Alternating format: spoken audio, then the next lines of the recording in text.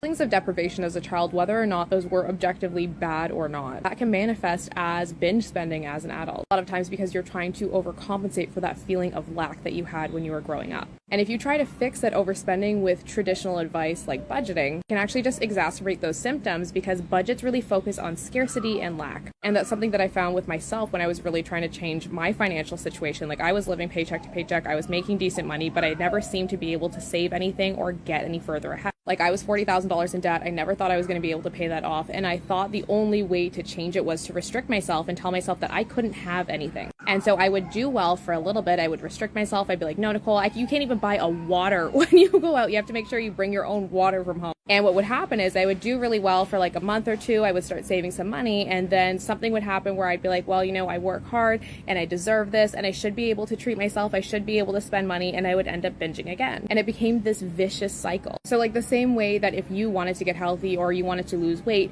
you wouldn't go on a diet because diets are restrictive and you may see results for a short period of time, but you're not going to see that long-term change that you want. When you budget, you're kind of approaching your finances from a similar perspective. You're telling yourself all the money that you don't have and the things that you don't have and saying that there's a limited amount of money. And that just exacerbates those feelings of deprivation. And it puts you back into the same situation that you were trying to avoid. So the solution, quote unquote, actually becomes part of the cause of the problem. When I realized that everything started to change for me, I was able to start saving money effortlessly. I was able to start making more money effortlessly. And it wasn't until that I threw everything that society told me about money out the window and developed my own way to get ahead with money that I was really able to see massive change in my life. Like I paid off that $40,000 of debt in 18 months. I saved my first 100K by 25. I paid for my wedding in cash. I bought my dream home. And now I am set to retire in my 30s. But it would never have been possible if I didn't heal that money trauma and I stopped trying to use tactic that actually just put me back into that negative headspace